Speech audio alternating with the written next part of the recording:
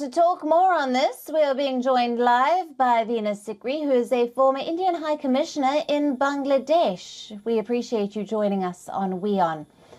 Now, India and Bangladesh share cultural, ethnic and linguistic ties.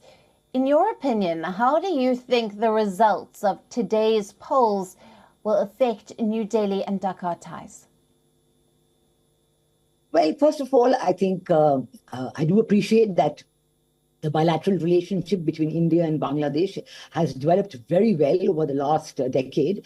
It has grown to new heights, and really it's as part of India's neighborhood first policy. I think this is a model example of bilateral relationship where, based on mutual benefit, mutual respect, and mutual trust, we have gone ahead with our cooperation in a vast array of sectors, from defense cooperation to connectivity, to trade, to building pipelines and friendship bridges and hospitals and schools. So this is a very, very important development. Certainly, these elections are one in the series of parliamentary elections held every 5 years in Bangladesh. And Prime Minister Sheikh Hasina is all set to take on her 4th consecutive term and her 5th term in all as Prime Minister of Bangladesh. Now, the opposition party, the BNP, the single largest opposition party, has decided to boycott the elections. Now, in a parliamentary democracy, the opposition is very important. It is important to have a strong opposition. It is important for elections to be free and fair, and it's important for elections to be participatory.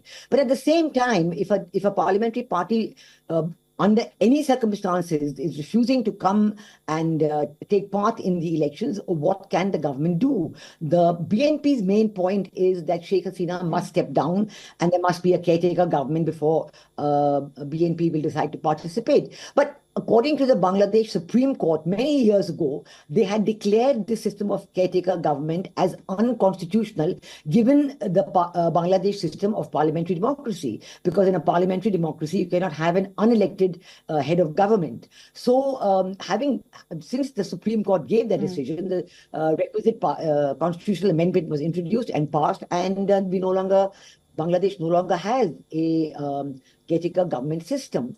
So to use this as an excuse for not participating is stretching it a bit too far. Secondly, and I think even more worrying, is the kind of violence that the BNP has unleashed throughout Bangladesh, beginning October 28th, when they were allowed to hold a rally. From that rally onwards, violence, killing of policemen, burning of buses, burning of trains, causing death and injury to people.